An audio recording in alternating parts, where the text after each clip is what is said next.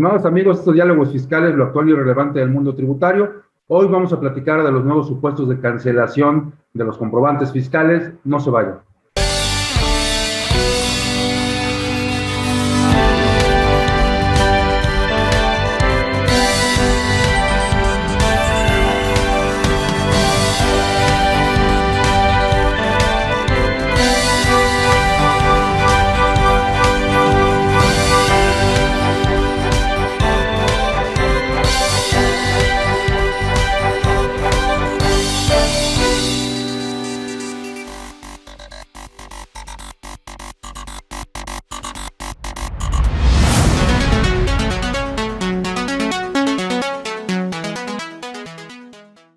Bien, como comentamos en la introducción de este programa, hoy vamos a platicar de ciertos supuestos, nuevos supuestos para la cancelación de comprobantes fiscales, algunas de las repercusiones que ahora se establecen para la cancelación fuera de plazos de los comprobantes fiscales y de múltiples circunstancias que cambiarán los cuidados que ordinariamente debemos tener en una empresa. Y para ello tenemos un experto que nos va a estar platicando de todos estos temas. Estamos de nuevo con el maestro Antonio Monreal Luna, a quien le agradezco mucho su participación. Antonio, muchas gracias por estar con nosotros. Qué gusto, doctor, saludarte. Muy buenas tardes y saludos a todos. Pues empezando el año, como siempre, con cambios a las disposiciones fiscales, el eje de la fiscalización de mucho tiempo a la fecha ha sido el comprobante fiscal, y la cancelación siempre ha sido un tema porque incluso antes de esta modificación que dio como consecuencia solicitar una autorización para la cancelación de los comprobantes fiscales, ya había ciertas problemáticas con contribuyentes que cancelaban sin pedir permiso, pero ahora con este permiso que se tiene que requerir al contribuyente receptor, todo se ha complicado. ¿Qué cambian los comprobantes fiscales para este año que consideres relevante? ¿Qué tenemos que saber? Porque además ahora hay sanciones incluso establecidos en términos porcentuales respecto a los comprobantes fiscales que se pretenden cancelar. Pues bien, doctor, vamos a platicar de este tema también y del que tenemos también en mente que, como tú dices, la fiscalización es primero cuando el propio contribuyente desea cancelar el comprobante fiscal. ¿Qué va a pasar ahora? ¿Qué consecuencias hay? Y dos, volver en el tema que hemos platicado varias veces sobre la restricción que hace la autoridad del certificado para volver a cancelar, si te parece. Empezamos por el primer tema, es decir, pues ha habido mucho fraude, si así quieren verlo, respecto a contribuyentes que estaban siendo auditados hace unos años y se enteraban de pronto que el comprobante fiscal había sido cancelado. Hace unos años ya, para evitar esto, se necesita ahora el consentimiento del receptor del comprobante fiscal. Pero ahora la autoridad está prácticamente cerrando más la vía del contribuyente para que pueda cancelar un comprobante fiscal. Incluso les da un plazo perentorio. Con la reforma viene que será nada más en el ejercicio fiscal, y con la regla miscelánea fiscal, pues sabemos claramente que tenemos hasta el 31 de enero. Pero entonces es muy interesante cómo la autoridad le ha ido cerrando el paso a los contribuyentes para que estos se vean impedidos para estar cancelando comprobantes fiscales. Hay cancelaciones, todos lo sabemos bien, que son por errores, pero también hay cancelaciones que pueden advertir a naturaleza de actos fraudulentos. Y algo muy importante es eso. Entonces la autoridad, el primer punto que nos da para 2022 ya es tener que cancelar todos los comprobantes que tengamos antes de que concluya el ejercicio fiscal, y por regla miscelánea fiscal lo da hasta el 31 de diciembre. Y también, si lo hacemos después, primero que lo podamos hacer materialmente, y dos, si no, vendrá una multa, me parece que es del 5 al 10% del valor del comprobante por haber cancelado un comprobante fiscal fuera de estos plazos. Pero lo importante es atender a las razones por qué se puede cancelar un comprobante fiscal.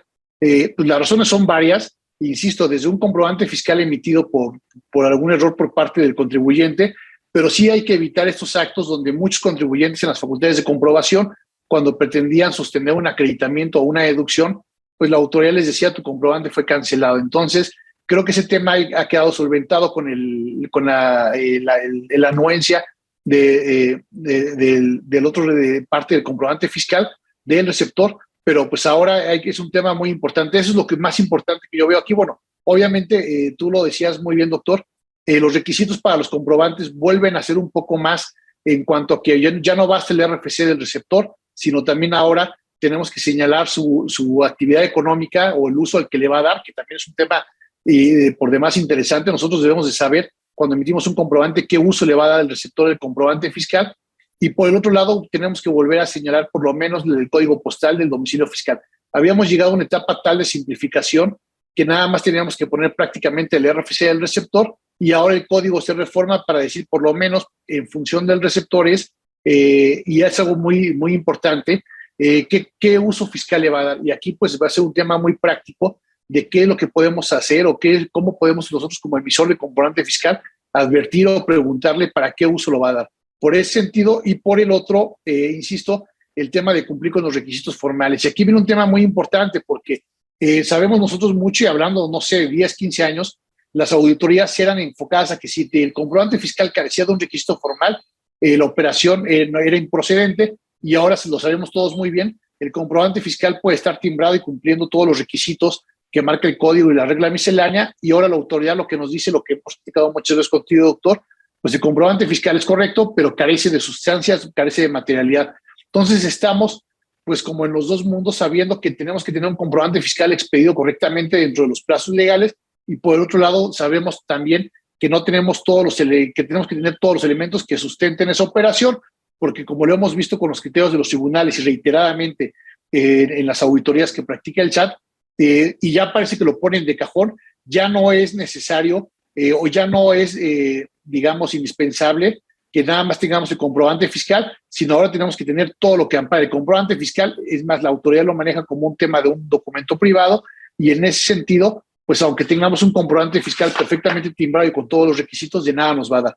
Pero ese es el punto muy relevante que queríamos comentar, doctor, los plazos para la cancelación, para evitar las sanciones de carácter formal, y también para saber que si va a existir una imposibilidad para cancelar, pues qué va a hacer el contribuyente, aquel que declaró un ingreso, que supongamos no sea persona física, no sea del nuevo régimen de confianza, pues lo tendrá que haber acumulado desde entonces y a la larga ya no pudo haberlo cancelado.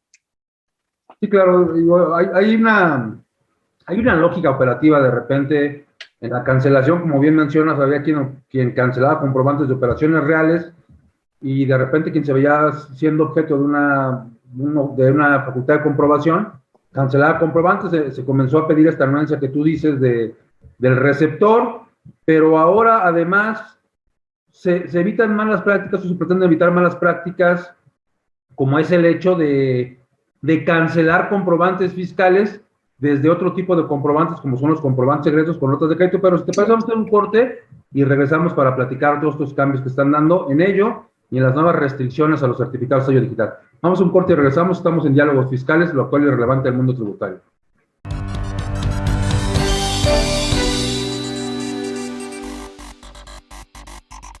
IDC Seminarios te invita a su seminario Declaración de la Prima de Riesgos de Trabajo 2022, el 9 de febrero de las 9 de la mañana a la 1:30 de la tarde.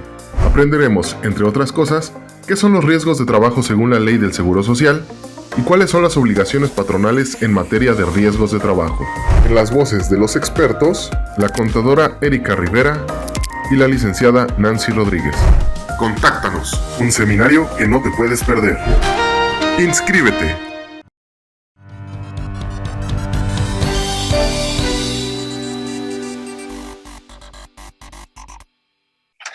Regresamos, estamos platicando con el maestro Antonio Monreal y comentábamos, hay una combinación aquí de dos aspectos que se comentaron en el primer segmento, Antonio.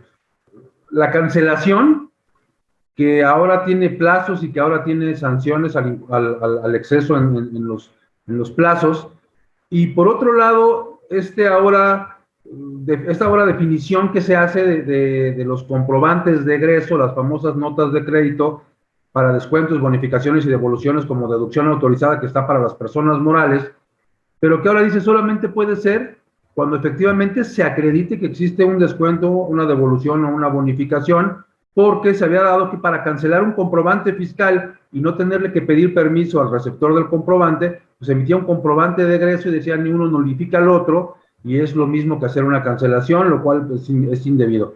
¿Cómo se compaginan ahora estas dos modificaciones con estas dos nuevas circunstancias que se presentan en el código? Pues es más lo que tú decías, doctor, de temas de fiscalización, de que la autoridad esté sobre los contribuyentes. Primero es dar un plazo perentorio para poder cancelar, que generalmente va la emisión de comprobante con el ejercicio fiscal en el cual fue emitido, y insisto, la regla miscelánea nos da hasta el 31 de enero de cada año, nos va a dar, o por lo menos de este año, y si no, la multa, que es bastante cuestionable porque no es una multa de carácter formal, Es una multa que si bien va entre un 5 y un 10%, es respecto al valor del comprobante fiscal. Entonces ahí es un tema de que podría cuestionarse ahí. No sé si la constitucionalidad, no sé si hace una ponderación, pero a final de cuentas puede ser que nada más haya sido un error no haberlo cancelado en el ejercicio fiscal y por lo tanto hacerlo después del plazo que nos da la autoridad o que nos da el legislador. Vamos a llevar una multa, insisto, pareciera de carácter formal, pero llevar un porcentaje del valor de la operación, podría yo entenderlo como una multa de fondo. Entonces ahí hay que poner, y más allá de que si no se puede cancelar, entonces el efecto fiscal para el emisor seguirá siendo vigente si son de aquellos que tienen que acumular desde la emisión. Y por el otro lado, lo que tú también comentas, era otra mala práctica, digo, la autoridad los fue detectando en el transcurso de las facultades de comprobación a través de los criterios que ha ido emitiendo, el que si no quiero obtener el consentimiento del receptor, como tú bien lo decías, doctor, pues emite una nota de crédito, emite un comprobante de egreso y le mataba el efecto fiscal.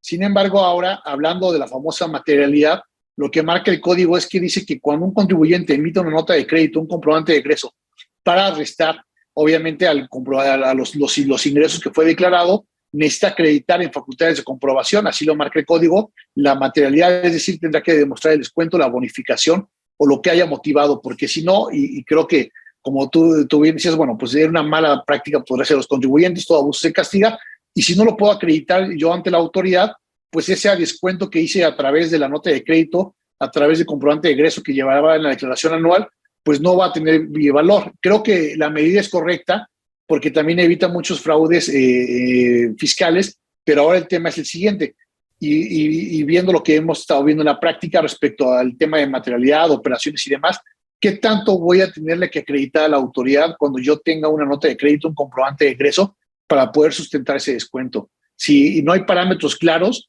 entonces tendré que yo que armar mi expediente de mi cancelación, perdón, de mi nota de crédito, de mi comprobante de egreso, para poder sustentar a la autoridad que lo haya tenido como una deducción respecto al ingreso. Entonces, la medida creo que es correcta, pero el tema es viendo los criterios por parte de la autoridad de que todo lo que pide se le tiene que acreditar, y el problema es que no nos dice qué es. Entonces ahora tendremos que tener pues un expediente hasta para elaborar una nota de crédito, para elaborar un comprobante de egreso. Y el tema es que no lo tengamos, pues lo podemos tener. El tema es que pase el matiz de la autoridad para que no diga que fue hablando que de lo mucho que hemos hablado contigo, una operación simulada para efectos de quitar un efecto fiscal a un comprobante de ingresos que ya había sido emitido. Entonces, eso es a lo que nos vamos a afrontar, principalmente en el tema de los comprobantes. Insisto, el tema de los comprobantes es vital porque el comprobante refleja el ingreso, el comprobante refleja una deducción, acompaña un acreditamiento, pero más allá de los requisitos formales, ahora hay que ver el tema y de los famosos complementos de pago que también estuvieron llegando a finales de año. Ahora hay que ver el tema de que toda operación, y yo creo que es el mensaje que podríamos dejarle a nuestros amigos diálogos fiscales, toda operación que sustente un comprobante fiscal necesariamente debe de llevar un soporte documental. No basta con que cumpla con los requisitos formales, y las multas formales, insisto, pues es lo de menos, porque también hemos visto, y lo hemos platicado contigo, doctor, hasta comprobantes de ingresos, comprobantes por retenciones. La autoridad prácticamente al día de hoy está cuestionando todo. Entonces, el hecho de que impongan multas sobre un porcentaje mínimo y máximo del valor de la operación por cancelada a destiempo, o el hecho de que nos pidan acreditar la materialidad respecto a un comprobante de egreso, una nota de crédito, pues viene a ser más fuerte los criterios de fiscalización, y el contribuyente tendrá que tener, con todo lo que ha tenido, más cuidado en tener su contabilidad en orden. Absolutamente, absolutamente. Y bueno, el comprobante fiscal tiene su origen o tiene la posibilidad de emitirse en un certificado de sello digital, y hemos visto que en los últimos años han cambiado los criterios respecto de la posibilidad de restringirlos por parte de la autoridad, la posibilidad de cancelarlos, después la posibilidad de restringirlos antes de cancelarlos, y todas estas reglas han ido aumentando supuestos, aumentando momentos y condiciones para la restricción y para la cancelación. ¿Cómo está hoy la situación? ¿Qué se adicionó para este año? ¿Cuáles son los supuestos que se confirman? ¿Cómo está ahora la probabilidad de cancelar los certificados de sello digital? Pues es un tema muy interesante, doctor, y pareciera que pues es un tema ya muy hablado, pero cada vez que hablamos de este tema hay reformas, y para 2022 no es la excepción. Y tú bien lo dices, si seguimos la historia legislativa de la cancelación, que originalmente era pura cancelación del certificado, ahora restricción y cancelación, pues de 2014 a 2022 este artículo 17H bis, 17H, ha tenido varias reformas, y es muy interesante. Nada más déjame hacer aquí un comercial. para entender las reformas que estuvieron vigentes hasta 2020, la Prodecon sacó un cuaderno de los que suele sacar, que todavía son buenos documentos, para explicar cómo ha ido evolucionando esta medida. Nada más lo dejo ahí para que nuestros amigos de diálogos fiscales puedan meterse a la página de Prodecon y bajarlo, pero ya está, digamos, incompleto porque ha habido reformas para 2021 y 2022. ¿Y a qué nos afrontamos en 2022? Porque, como tú bien dices, doctor, pues sin certificado no podemos emitir comprobante fiscal. Entonces hay que tener esto, hay que cuidarlo mucho. Es como el tema de, lo hemos platicado otras veces, que me aseguren cuentas bancarias o que me cancelen o me resignen el certificado, me para totalmente la operación. Y lo que tenemos que tener es claramente la distinción entre cuándo la autoridad a partir de este año nos va a cancelar de manera directa el comprobante sin posibilidad de establecer un caso de aclaración y cuándo la autoridad nos va a dar la posibilidad o nos va a restringir y nos va a dar la oportunidad de cancelarlo en un caso de aclaración. Yo diría a grandes rasgos que el artículo 17H establece los supuestos donde procede la cancelación de manera automática por parte del SAT, y dentro de lo que nos interesa, porque hay muchos que son también imputables a la autoridad del contribuyente, es que aquellas personas que hayan sido declarados como empresas factureras, aquellas personas que hayan sido publicados como empresas que transmitieron de manera indebida pérdidas fiscales y aquellos a quienes hayan agotado el procedimiento del 17H bis, ya no tendrán la posibilidad, cuando les llegue por buzón tributario el oficio de cancelación, de presentar un caso de aclaración. Así que vamos a hacer un corte y regresamos a diálogos fiscales. Estamos hablando de la cancelación de los certificados de sello digital. No se vayan.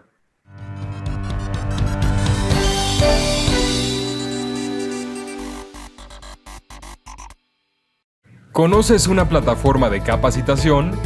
IDC Click es un servicio de streaming para tu capacitación en cualquier dispositivo. Resuelve tus dudas en nuestros seminarios fiscales, jurídicos y laborales. Todos nuestros programas de televisión en una sola plataforma. Todo esto en un solo catálogo disponible las 24 horas.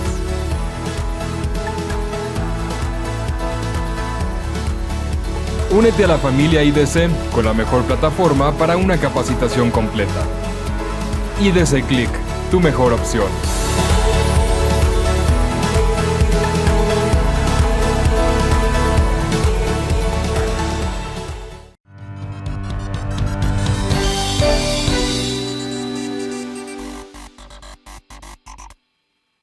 Bien, pues regresamos a diálogos fiscales, lo actual y relevante al mundo tributario.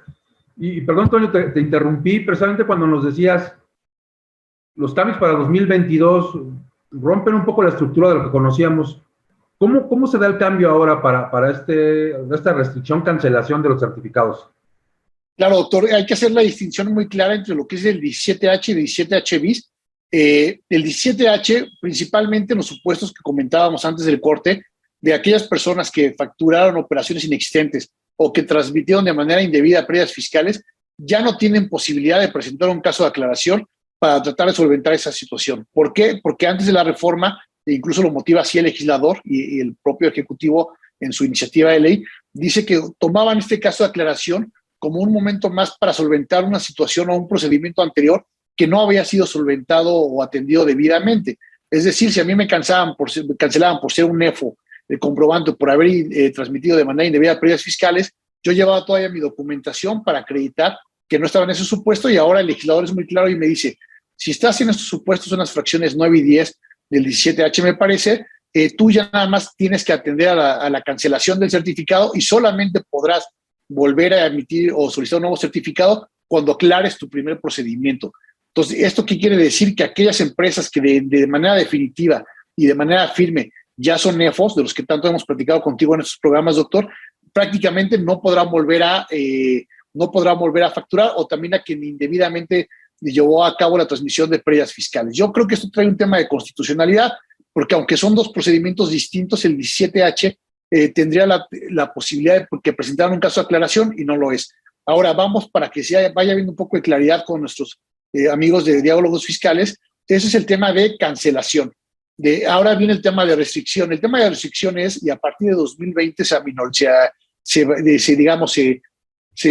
aminoró este tema o se matizó, yo tengo una infracción que cometí, la autoridad me va a restringir y sabemos que tenemos 40 días para presentar un caso de aclaración. Aquí fíjate que es un tema que me he encontrado muy recurrente, incluso platicando con gente del SAT o gente de Prodecon. si presento mi caso de aclaración por alguna causal de restricción del 17H bis, yo presentaba mi caso de aclaración, me tenían que dar un certificado provisional dentro de las 24 horas siguientes, y lo cierto es que no ha habido un caso en donde presentado el caso de aclaración y donde yo llevo mis pruebas, le hayan dado al contribuyente un certificado provisional. Creo que eso es una letra muerta que las autoridades deberían de ver como una mala práctica, y también Prodecon lo debería de mapear, porque también sabemos que por los criterios de la Corte no hay amparo, no hay juicio de nulidad contra el oficio de restricción. Entonces no nos queda más que atender este mini procedimiento que, vaya, siguiendo los parámetros de la ley de amparo, yo diría que es un procedimiento administrativo seguido en forma de juicio, porque nos restringen, nos dan 40 días para poder presentar pruebas y argumentos, y después de esos 40 días, con algunas prórrogas y algunas suspensiones, la autoridad está en condiciones de decidir si de manera definitiva cancela el certificado de sello digital, para cual se irá el tema del 17H, o bien, si nos logramos desvirtuar o logramos autocorregirnos, prácticamente si tuvimos un certificado provisional, con ese vamos a seguir. Entonces aquí el tema es muy interesante, doctor, establecer primero los dos supuestos: la cancelación, que no da posibilidad de un caso de aclaración, y la restricción, que nos da la posibilidad de un caso de aclaración, y lo que insistimos siempre es atenderlo correctamente entre el abogado y el contador, porque no es un simple caso de aclaración como para hacer una aclaración de una opinión de cumplimiento, es un procedimiento administrativo que está previsto en reglas de carácter general, que si no lo atendemos correctamente nos va a llevar a que la empresa no vuelva a facturar de manera definitiva, porque digamos que prácticamente, déjame decirlo así, de un 17H bis nos va a llevar a un 17H. Y que esa parte de esa distinción tan clara que establece el legislador a partir de 2022, hay 3 o 4 causales, doctor, que me gustaría platicar de manera muy rápido, pero hay un tema muy importante: el que yo no atienda una revisión fiscal, aparte de una multa de carácter formal y del aseguramiento precautorio del 40 de código, que también hemos platicado contigo, doctor. Ahora la autoridad, ante la segunda multa que me notifique en una facultad de comprobación, me puede restringir el certificado. Es decir, no solo me va a apretar con 2 multas de carácter formal, que generalmente van entre los 17 y 18 mil pesos, no solamente me va a apretar con un aseguramiento de cuentas, ahora también en facultad de comprobación me puede restringir el certificado si estima que no le estoy atendiendo debidamente los requerimientos de información. Nosotros sabemos que cuando no atendemos el requerimiento, pues es clara la medida de apremio, y en este caso esta medida de presión, pero cuando yo lo atiendo y no lo puedo atender completamente, pues viene el criterio subjetivo de la autoridad de que si no me lo atendiste completamente, más allá de que vas a tener un perjuicio dentro de la facultad de comprobación, te voy ahora a restringir el certificado. Fíjate que algo que está desde dentro de 2020, que la pandemia paró, pero ahora se complementó con la reforma de 2022, es: yo soy del famoso EDO. La verdad es que este tema es sumamente apasionante. A mí lo personal me causa mucha importancia de cómo se deben de atender estos procedimientos. Si yo soy un EDO, si yo soy quien recibió el comprobante fiscal y no voy dentro de los 30 días a que publican a mi proveedor, hasta 2021 era: si yo no atiendo el requerimiento de los 30 días, restricción del certificado. Y este año ya empezaron a llegar, y desde el año pasado. El tema desde 2020 se paró por la pandemia, pero desde 2021 he sabido ya de varios casos donde se están restringiendo. Pero ¿qué pasa ahora? Ahora el consejo, doctor, aparte de que así tiene que ser, era decirle al cliente, al contribuyente: atiende los 30 días, y con todo lo difícil que puede ser acreditar materialidad, vete a presentarle el escrito a la autoridad en términos de la regla 1.5. Ahora algo que se añade dice el Código Fiscal: aquellos contribuyentes que no van dentro de los 30 días o que yendo no acreditan la materialidad, se les restringirá el certificado. Entonces creo que esto es sumamente importante que nuestros amigos lo tengan en cuenta, porque con esto la autoridad ya no tendrá que esperarse a hacer facultades de comprobación para cobrar. Aquí simplemente me puede decir: te restringo el comprobante fiscal, porque una de dos: o no fuiste dentro de los 30 días o me llevaste pruebas, y yo no he visto un caso, doctor, que haya, por lo menos en esta fase del procedimiento, salido correctamente el contribuyente. Me van a restringir. ¿A qué me van a obligar? A que me paguen, porque si yo no desvirtúo, me van a cancelar, y ya lo veíamos conforme al 17H, no hay otra forma en que me vuelvan a dejar facturar, a menos que yo me corrija. Entonces, esto es una pinza muy importante de que la autoridad lo vuelve a señalar. Y vienen otras 2 causales, doctor, muy importantes. La primera es con todas estas cartas de invitación que ha enviado el SAT de que no coinciden lo declarado con lo que está en comprobantes fiscales, con lo que está en estados de cuentas bancarios, que yo no sé cómo los pueden conocer si no hay facultad. Entonces, esto y lo del socio incómodo, que también si tenemos un socio incómodo, nos va a trascender y nos van a restringir el certificado por tener un socio controlador con ciertas características fiscales que no pudo solventar. Estas son las principales causas de restricción para 2022 sobre las que debemos de atender, doctor.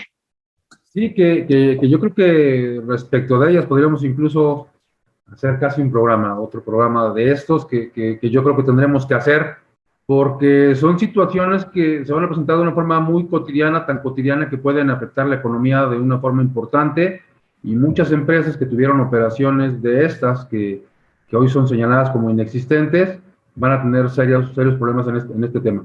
Pues, Toño, como siempre, te agradezco mucho que nos hayas acompañado, y bueno, esperemos que nos puedas acompañar para hablar de este tema.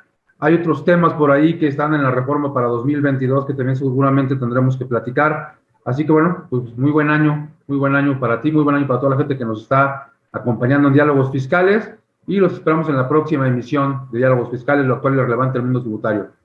Buenas noches. Muchas gracias, doctor. Agradecido, yo. Buenas noches.